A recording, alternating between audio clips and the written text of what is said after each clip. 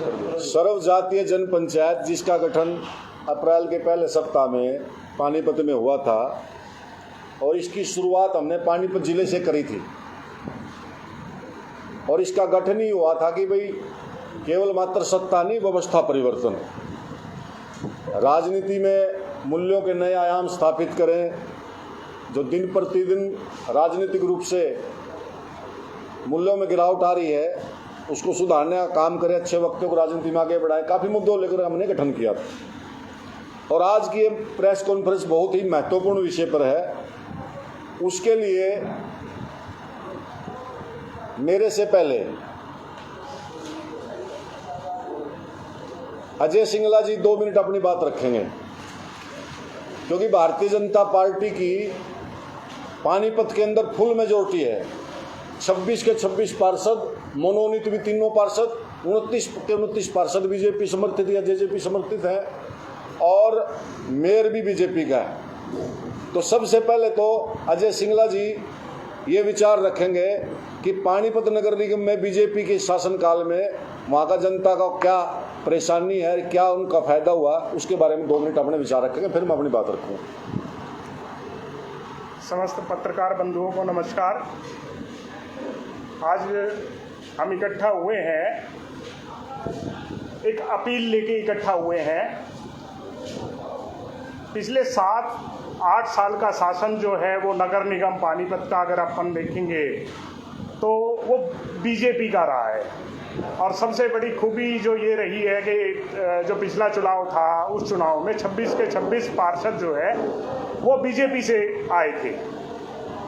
अगर हम पिछले कार्यकाल की बात करें तो पार्कों के नाम से, सड़कों के नाम से, कम्युनिटी सेंटर के नाम से कितने घोटाले हुए और कितने घोटाले दबा दिए गए, ये सर्वविदित है। मैं बताना चाहूँगा कि इस सरकार का एक अनोखा सिस्टम है काम करने का, भ्रष्टाचार को दबाने का, और वो हमने पिछले 8 साल में बहुत अच्छी तरह से नगर निगम पानीपत में देखा है।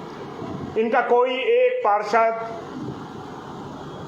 उठता है, आंखों में जनता की धूल झोंकने के लिए किसी मुद्दे को उठाता है, उसके ऊपर एक इंक्वायरी बिठाई जाती है और वो इंक्वायरी की रिपोर्ट आप कभी भी नहीं देखेंगे कि वो इंक्वायरी की रिपोर्ट कभी भी आई है। केवल अखबारों की सुर्खियां बनके, मीडिया की सुर्खियां बनके उसको दबा दिया जाता है कि मुख्यमंत्री महोदय ने, सरकार ने जो है इस पे कार्रवाई करने की कोशिश की है। मैं सबसे पहले कहूँगा सेठ कमीशन की बात। सेठ कमीशन जो है आया था पार्कों की जांच करने के लिए, लेकिन आज तक वो सेठ कमीशन जो है 7 साल, लगभग 5 साल उस सेठ कमीशन को हो गए। हाँ, विशाल सेठ, बिल्कुल जी, बिल्कुल विशाल सेठ आए थे और दुष्यंत भट्ट जी उनको लेके आए थे। मैंने उस टाइम भी कहा था कि दुष्यंत भट्ट जो इनको लेके आए हैं वो दबाने का षड्यंत्र है इस सारी जांच को, और कोई वो नहीं है। तो वो आप देखेंगे कि 200-250 करोड़ रुपए का जो घोटाला था वो दाब दिया गया। उसके बाद हम आज अगर आप बात करें तो मेरा जो मानना है कि आज नगर निगम में कम से कम पानीपत के, अगर नगर निगम की बात करूं तो 500 से 700 करोड़ रुपए का घोटाला नगर निगम पानीपत में है और उसको दबाने के प्रयास जो है वो सरकार के द्वारा चालू कर दिए गए हैं। अभी 3-4 दिन पहले एक सुर्खी अखबार में आई कि 50 करोड़ रुपए के घोटाले की सीआईडी ने जो है रिपोर्ट दी है। अब आप देखेंगे, मैं एडवांस में आप लोगों को बता देना चाहता हूं कि ये जो घोटाला उजागर किया गया है, जो चिट्ठी लीक की गई है, ये जो चिट्ठी लीक की है ये सिर्फ घोटाले को दबाने के लिए लीक की गई है, एक जनता को गुमराह करने के लिए की गई है। अगर अपन विकास की बात करें तो आप पानीपत जाते हैं, पानीपत से बिलोंग करते हैं, तो विकास के नाम पे सड़कों की क्या हालत है, और अभी बारिश में किस तरह से पानीपत डूब जाएगा, थोड़ी सी बारिश में किस तरह से पानीपत डूब जाता है। जीटी रोड के जाम की व्यवस्था की बात कर लीजिए। 26 के 26 पार्षद होते हुए जिस तरह के हालात आज नगर निगम पानीपत के हैं, वो हालात ये बयान करते हैं कि नरक से बदतर अगर कोई चीज है तो वो विश्व में सिर्फ और सिर्फ पानीपत है। तो मैं आज समाल का नगर निगम का चुनाव है, नगर परिषद का, तो मैं समालका के लोगों से एक अपील लेके आया हूँ कि भाई आप इन लोगों के बहकावे में मत आए। ये जो चुनाव है, ये इन्होंने जैसे डायरेक्ट चुनाव एक डिक्लेयर कर दिया, ये डायरेक्ट चुनाव जो सिस्टम है ये इन लोगों को खाने का सिस्टम है। बहुत सी प्रेस कॉन्फ्रेंस में मैंने बोला है कि हरियाणा के जितने नगर निगम हैं, जितने नगर परिषद हैं, आप अखबारों की सुर्खियां पिछले दिनों की उठाइए, कहीं पे 100 करोड़ का घोटाला है, कहीं 50 करोड़ का घोटाला है, कहीं 200 करोड़ का घोटाला है, कहीं 500 करोड़ रुपए का घोटाला है। ये घोटाला नहीं है, बेसिकली ये इनकम का साधन है, और वो इनकम का साधन ये लोग पानीपत समालका के माध्यम से और दूसरी नगर निगमों के माध्यम से करना चाहते हैं। जो हमारा शहरी क्षेत्र होता है, शहरी क्षेत्र का विकास जो है वो कंप्लीट नगर निगम पे, नगर परिषदों पे डिपेंड करता है। तो ये लोग, हमारा जो पैसा है जो हमारे विकास पे खर्च होना चाहिए, वो इन लोगों के अपने विकास पे खर्च होता है। तो मेरी ये अभी मैं देख रहा था कि 50 करोड़ रुपए का घोटाला जो है वो सीआईडी की एक रिपोर्ट आई है कि 50 करोड़ का घोटाला नगर निगम में है। एक और रिपोर्ट आई कि 4 सड़कें जो है वो बिना बिल के 75 लाख रुपए जो है उनकी पेमेंट 4 सड़कों की कर दी गई है नगर निगम में। और मेरी आरटीआई, मेरे पास सैकड़ों आरटीआई है जो ये बयान करती है कि करोड़ों रुपए इन लोगों ने किस तरह से हजम कर रखे हैं, वो इनके कागजों में सब कुछ देन है। मैं सिर्फ एक ही अपील आप लोगों से लेके आया हूं कि आप अगर उज्जवल भविष्य चाहते हैं, अगर आप विकास चाहते हैं, तो कृपया बीजेपी के पार्षदों को मत जिताएं। बीजेपी के पार्षदों को अगर आप जिताते हैं तो समझ लिए कि आपका सर्वनाश निश्चित है। ये मेरी एक अपील है आप लोगों से इस मीडिया के माध्यम से। आपसे एक सवाल है। हाँ जी। मुख्यमंत्री जी हर तीसरे दिन कहते हैं कि जीरो टॉलरेंस। हाँ। अगर मुख्यमंत्री जीरो टॉलरेंस बताते हैं करप्शन हाँ। तो करप्शन इतना हो रहा है, जो जनप्रतिनिधि है जिनको लोगों ने चुना, एमएलए, एमपी, मेयर, ये सब लोगों, इनका फेलियर नहीं है सर? फेलियर, अगर मुख्यमंत्री कहते हैं करप्शन नहीं होंगे तो इनके जनप्रतिनिधि के सामने सब कुछ हो रहा है, बेबस नजर आ रही है। नहीं सर, बेबस नहीं है। बेसिकली आप अगर इनकी स्ट्रेटजी, वर्किंग स्ट्रेटजी देखेंगे, अगर कोई भी निगम का कोई भी व्यक्ति, अगर कोई भी कार्यकर्ता किसी फ्रंट पे बात करना चाहता है तो उनको चुप करवा दिया जाता है। मतलब ये लोग जो है ना, जो कार्यकर्ता बीजेपी के हैं, वो कार्यकर्ता नहीं है, गुलाम है, वो बोल ही नहीं सकते। सबसे बड़ा इशू क्या है कि आप इन पार्षदों को अगर आप बना देंगे तो ये पार्षद आपके नहीं रहेंगे, ये पार्टी के हो जाएंगे और ये गुलामी करेंगे। ये जो मान लो 500 रुपए का, ये 5000 करोड़ का घोटाला है, 100 करोड़ का घोटाला है, 1 करोड़ का घोटाला। मैं आपको कथुरिया जी बताता हूँ, मेरे सामने एक अफसर बैठे थे, उन्होंने मेरे को बहुत जबरदस्त चीज बताई। उन्होंने मेरे को बताया कि 4 करोड़ रुपए का बिल मेरे ऊपर बंदूक रख के मेरे साइन करवा दिए गए कि भाई विधायक और जो कमिश्नर था वो दोनों मेरे ऊपर बैठ गए और उन्होंने कहा कि आप इस पे साइन करो। 4 करोड़ रुपए के बिल पे मेरे को साइन करने पड़े। और वही हालत जो है ना वो पार्षदों की है। वो पार्षद भी उसी दबाव में साइन करते हैं। ठीक है, उनका कमीशन का धंधा चलता है, वो कमीशन लेते हैं, लेकिन ये सारा का सारा जो पैसा है ये पार्षदों के पास नहीं जा रहा, ये सरकार के आला जो नेता है उन लोगों के पास जा रहा है। तो जीरो टॉलरेंस जो है वो कहीं जीरो टॉलरेंस नहीं है। आप अपने आप एक कोई विजिलेंस में कंप्लेंट डाल दीजिए, मैं गारंटी देता हूं वो सिर्फ फॉरवर्डिंग एजेंसी का काम करेगी, उस पर कोई एक्शन नहीं होगा, कोई जांच नहीं होगी। कॉन्फ्रेंस का टारगेट क्या? बीजेपी को रोकना टारगेट है कुछ और? सर, हमारा बीजेपी को रोकने का टारगेट नहीं है। हमारा टारगेट ये है कि लोगों को जागरूक करें। अगर लोग जागरूक नहीं हुए तो विकास से अछूते रह जाएंगे। और दूसरी चीज, ये भ्रष्टाचार जो है वो दिन पे दिन बढ़ता चला जाएगा। लोग भ्रष्टाचार से निजात पाना चाहते हैं, तो निजात पाने के लिए ये पहला पड़ाव है। यहाँ इस पहले पड़ाव को पार करके ही भ्रष्टाचार पे लगाम लगाई जा सकती है। हमारा बीजेपी से कोई किसी भी तरह का वो नहीं है। सर, आप ये कह रहे हैं कि बीजेपी को वोट ना दें, तो किसी को पार्टी को? मैं बता देता हूँ, मैं लेता हूँ उस टॉपिक को।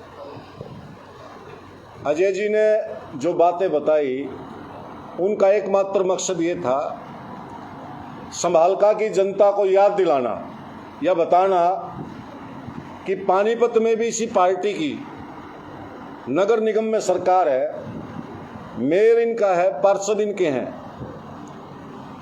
और जितने भारतीय जनता पार्टी के विधायक हैं मौजूदा पानीपत जिला के, वो पानीपत में रहते हैं, सांसद वहीं रहते हैं, जिला अध्यक्ष वहाँ रहते हैं, प्रमुख सभी पदाधिकारी पानीपत में रहते हैं। उसके बावजूद जो बुरा हाल नगर निगम पानीपत का है, जितने रोजाना घोटाले पे घोटाला नगर निगम में आ रहे हैं, अगर यहाँ भी बीजेपी जीतती तो यहाँ का क्या हाल होगा, ये आपको एहसास कराने के लिए जय सिंगला जी ने बताया। दूसरा मेरा कारण, हम किसी पार्टी विशेष के खिलाफ नहीं हैं, हम सिस्टम के खिलाफ हैं। सिस्टम क्या है? भारतीय जनता पार्टी के पास दर्जनों लोग थे जो यहाँ की चेयरमैन की टिकट मांग रहे थे। एक से एक बढ़ करके उम्दा कार्यकर्ता थे जिन्होंने वर्षों तक अपना जीवन खपा दिया।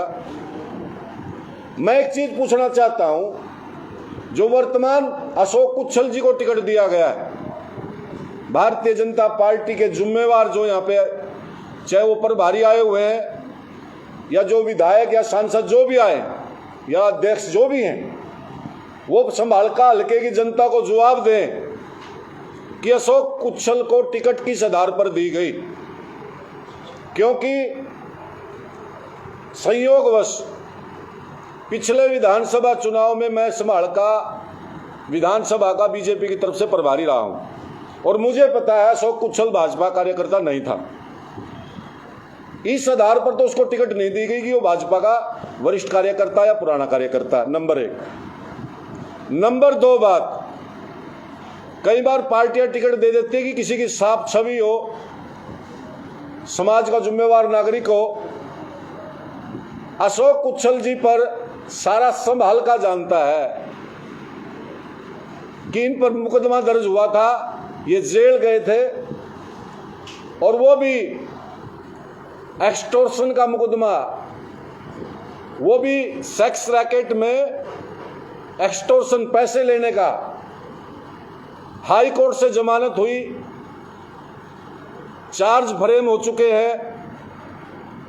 ऐसी कौन सी मजबूरी है भारतीय जनता पार्टी की कि उन्होंने अपने दर्जनों कार्यकर्ताओं को दरकिनार किया और एक ऐसे व्यक्ति को जिस पर मुकदमे दर्ज है, जो जेल में रहा है,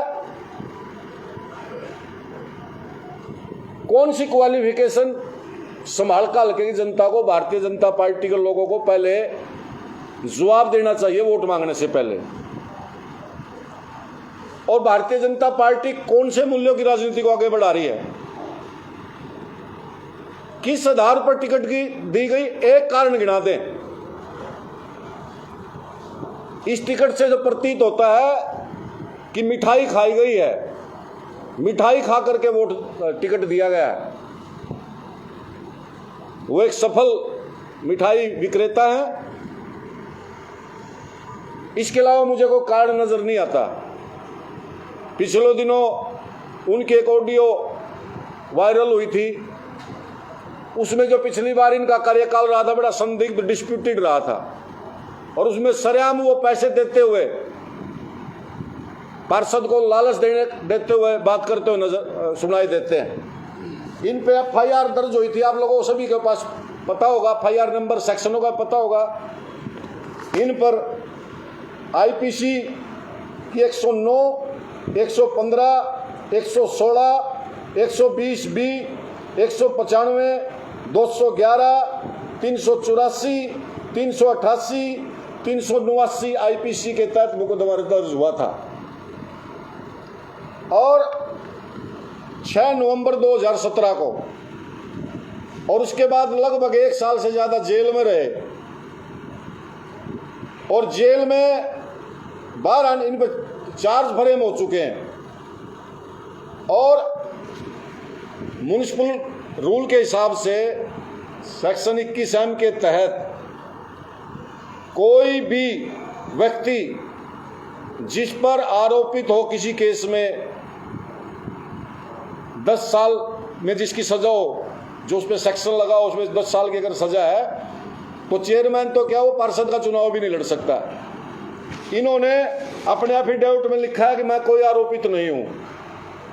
एफिडेविट में जो नामांकन पत्र के साथ जाता है उसमें इन्होंने लिखा है भी मैं आरोपित तो नहीं हूं। इसकी कॉपी जिसको जरूरत होगी दे देंगे। पहली बात तो अगर समय पे पता चल जाता और ऑब्जेक्शन होता तो इसका नॉमिनेशन ही कैंसिल होता, कोई बचा नहीं सकता। और हम संभाल काल के जनता से अपील करते हैं कि ये गलती से भी अगर चुना गया तो ये एक दिन भी अपने पद पर नहीं रहेगा, दोबारा चुनाव होगा। भारतीय जनता पार्टी के प्रभारी सांसद ये बताएं कि इसको कैसे रोकेंगे अगर ये जीत गया तो। वो वोट तो मांग रहे हैं, वो कोई तरीका बता दे हिंदुस्तान में, कोई कानूनविद में, किसी वकील से, भी आदमी चुनाव जीत गया तो एक दिन पद पे कैसे रह लेगा। उसके तहत डिस्क्वालीफाई हो जाएगा, एक दिन भी पद पर नहीं बैठ सकता।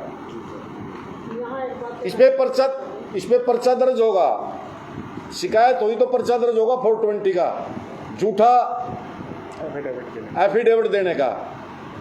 और हैरानी की बात है, मैं तो हैरानी की बात है कि नैतिक मूल्यों की बात करने वाली बीजेपी कोई बता दे भैया हमने इसको टिकट क्यों दिया।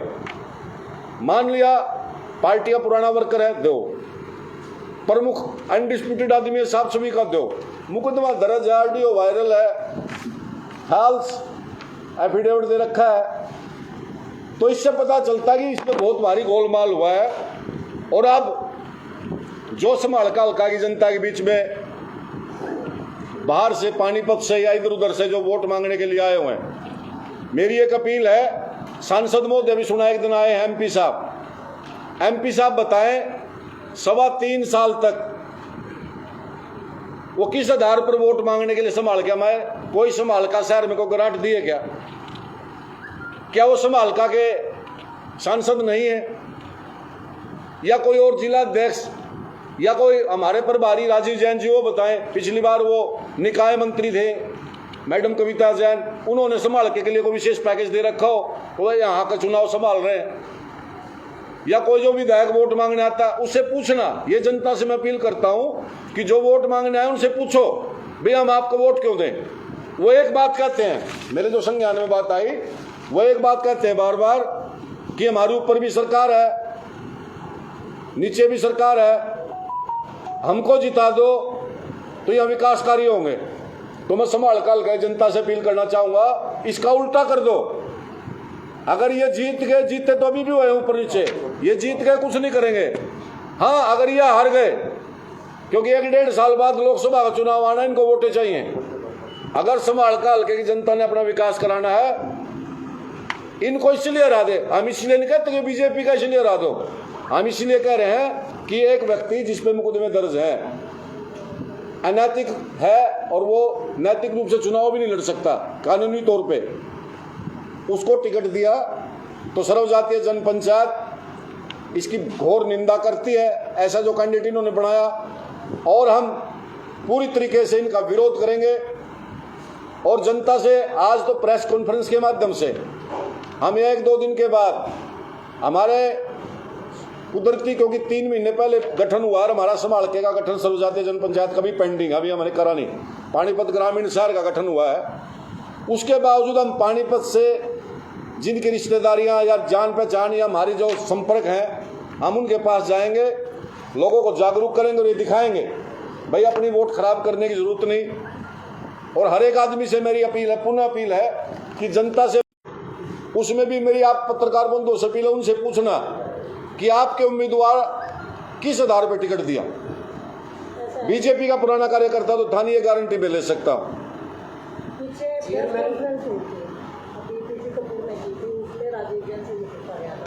ये आरोपी है, एक्ट बता रहा हूं, चार्जशीट कोर्ट में जाएगी। सुनो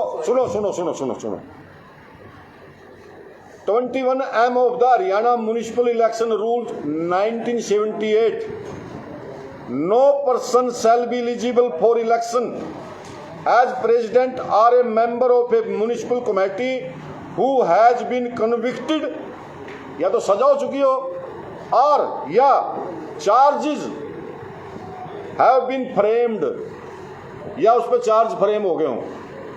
तो राजीव जैन जी का दोषी सिद्ध नहीं हुआ, दोषी सिद्ध नहीं हुआ तो ये जेल में चला जाएगा, राजीव जैन कैसे बचा लेगा? तो जेल में जाएगा तो ये मैं कोट फिर करता हूं कि Haryana municipal election rules 1978 number 1 तो ये बात। दूसरी बात, इस भाई ने दूसरा जो ये एफिडेविट में दिया है, इसने लिख के क्या दिया है, मेरे ऊपर कोई आरोप फ्रेम नहीं हुए हैं, आरोपित नहीं हुआ हूं मैं, ये झूठ है। अगर ये लिख देता मेरे पे आरोप है तो इसका पर्चा कैंसिल हो जाता। तो आज प्रेस कॉन्फ्रेंस में पूछना भी आप कैसे बचाओगे इसको? कोई नहीं बचा सकता, ना देश का प्रधानमंत्री, क्यों कानून से बड़ा कोई नहीं देश में। लव जी, चेयरमैन के अलावा इनके पार्षद भी चुनाव लड़े बहुत सारे पार्टी, उनके भी वोट ना देने की अपील कर रहे हो या वो बेकसूर? देखिए, हम इसलिए अपील कर रहे हैं कि वो वोट मांगने के जाएगा तो ऊपर उसी के पास, फिर जिस पार्टी ने अपना मुखिया सा बनाया है, तो हम ये नहीं कहते किसके पक्ष में मतदान करें, लेकिन हम अब जनता से अपील करते हैं कि भाजपा को हराएं, उसके पार्षदों को हराएं, चेयरमैन को हराएं, क्योंकि इन्होंने अपना पहले पानीपत में जो करा 8 साल में, वो उदाहरण सामने है। और दूसरा उदाहरण जो टिकट जिस व्यक्ति को दिया। और मैं आपसे एक चीज और बताऊं, मैं लंबे समय तक बीजेपी में रहा हूं, 96% स्थानीय कार्यकर्ता बीजेपी के यहाँ बीजेपी से नाराज है, खिलाफ वोट करेंगे। मजबूरी में बेचारे फॉर्मेलिटी में चल रहे हैं, अगर उनकी आत्मा में हाथ रखे पीछे कान में व्हाट्सएप कॉल करके सारे करें जी इलाज करेंगे, क्योंकि उनके साथ भी अत्याचार कराया, जिन्होंने पार्टी को खून पसीने सींचा, उनको दरकिनार करके ऐसे ऐसे आदमियों को टिकट दे दिया। कोई और क्वेश्चन हो तो? आपने तो किसी को समर्थन नहीं दिया यहाँ ना, जो आपकी विचारधारा से मेल खाता हो। ऐसा है जी, ऐसा है। हमने इस भाई के खिलाफ भी हम इसलिए आना पड़ा कि अनैतिक है, ये चुनाव नहीं लड़ सकता, इन्हें तथ्य छुपाए हैं। और दूसरा, हम पानीपत में रोज भुगत रहे हैं, ये तो छोटा सौदा है। जो इतने जिम्मेवारी का जिसमें IAS ऑफिसर बैठता है, वहां इतना घोटाला इन्होंने कर रखा, ये कौन सा मंत्र मारेंगे संभाल के में आके? ये तो पिकनिक मनाने आए हुए हैं, ये तो वहां आउटिंग करने के लिए आए हुए हैं पानीपत से। अरे इनको पता है भाई कुशल साहब की मिठाई किसने खाई? बताओ भाई, या टिकट देने का क्राइटेरिया बता दो भाई। पार्टी में 2-3 क्राइटेरिया हो, पुराना कार्यकर्ता हो, साफ छवि का हो, तो तीसरा जो कारण होता है वही कारण लग रहा है हमें तो। और वो दुस्साहस देखिए, मिठाई किस प्रकार की खाई गई है कि मुकदमा दर्ज होने के बावजूद जिसका पर्चा कैंसिल होना था उसका पर्चा कैंसिल नहीं होने दिया, उसको कह दिया लिख दे गलत, हम बैठे हैं। लेकिन ये हमें बाद में पता चला इस पे चार्ज फ्रेम हो रहे, मुकदमे का तो पता था, चार्ज फ्रेम हो रहे, बाद में पता चला। हम कार्रवाई करेंगे। सुरेंद्र जी, 6 तारीख नामांकन वापस लेने की आखिरी तारीख थी। उस दिन सबको पता था इसमें केस दर्ज है, ये कर दिया। उस दिन अगर ये काम हो जाता तो केस का कैंसिल हो सकता? भाई पत्रकार महोदय, 6 तारीख को केस दर्ज था, सबको पता था। चार्ज फ्रेम हो रही है नहीं पता था। चार्ज फ्रेम होने के बाद डिस्क्वालीफाइड होता है। नहीं, मेरा क्वेश्चन ये है, अगर उस दिन पता लग जाता, हाँ, ये एफिडेविट में लिख देता, हाँ, तो या ये उम्मीदवार नहीं बन सकता? नहीं बन सकता, नॉमिनेशन, नामांकन कैंसिल हो जाता, नामांकन रद्द होना था। और मेरे को जहां तक नॉलेज है, इसको नोटिस भी जारी करा है, नोटिस भी जारी हुआ है। और आज जो प्रेस कॉन्फ्रेंस आपने की है कि उस दिन क्यों नहीं की? उस दिन मतलब संभालना नहीं, मुझे मेरे संज्ञान में जिस दिन आया, जी, हम पानीपत ग्रामीणों शहर में व्यस्त थे, हमने सर्वजातीय जनपंचायत का गठन करा। जब हमारे पास पूरे तथ्य आए, पूरे फैक्ट हमारे सामने आए, हमने पिछली मासिक बैठक थी उसमें फैसला करना भी संभाल के बारे में हम फैसला करेंगे। और जब हमने यहाँ का पड़ताल करी, हम तो हैरान रह गए। और हम भी यकीन नहीं कर पा रहे थे कि राष्ट्रीय पार्टी जो नैतिक मूल्यों की बात करती है, पार्टी विद द डिफरेंस करती है बात, वो ऐसे आदमी को टिकट दे देगी और ऐसे आदमी को टिकट नहीं दे देगी।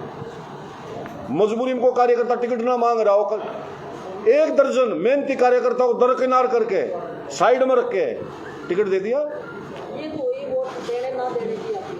हाँ, अगर इलेक्शन के बाद इस चीज पे कार्रवाई की जाएगी? बिल्कुल करेंगे। और हम सामाजिक व्यक्ति होने के नाते एडवोकेट भी हैं, सुधीर जाखड़ भाई एडवोकेट भी हैं। हम इसकी जो भी कानूनी कार्रवाई होगी, वो सारी कार्रवाई निश्चित तौर पर करेंगे और प्रभु की कृपा से कोशिश तो करेंगे चुनाव ही ना जीते, क्योंकि संभाल का लगेगी जनता। इतना कुछ होने के बावजूद भी अगर ऐसे व्यक्ति को चुनेगी तो फिर 2-2.5 साल काटने मुश्किल हो जाएंगे। पैसा खराब होगा जी। भले ही चेयरमैन अपीलिंग का घोटाले तो यहाँ नगर पालिका में बहुत हुए। बिल्कुल जी। मीडिया की सुर्खियां बन रही भाई जहाँ मौके के प्रतिनिधि बैठे हैं पानीपत शहर में, जब इतने वहां हो गए तो सारे को होंगे, क्योंकि ऊपरले जनप्रतिनिधि तो वही महाराज हैं, कोई नए थोड़ा हैं। वो तो एरिया बांट रखा है।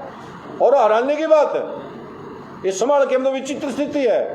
सरकार में इकट्ठे हैं, कैबिनेट में बैठ के सरकार की पॉलिसी को सराहते हैं, यहाँ एक दूसरे की पॉलिसी उल्टी बता रहे हैं मैदान पे एक दूसरे के सामने। इसका मतलब ये सत्ता की पिपासा के लिए गठबंधन है, विचारी गठबंधन नहीं है। सुरेंद्र जी, आप तो ये कह रहे हो कि ठीक है उन्होंने ऐसा किया, व्यक्तिगत आपने बताया, चुनाव आयोग के साथ भी तो कुछ न कुछ धोखा। हाँ, मैं कह रहा अभी अगर मेरे नॉलेज में उन्होंने नोटिस दिया है, नोटिस का संतोषजनक जवाब नहीं मिलेगा तो जो चुनाव अधिकारी आरओ है उसको मुकदमा दर्ज कराना पड़ेगा 420 का, फॉल्स इंफॉर्मेशन का।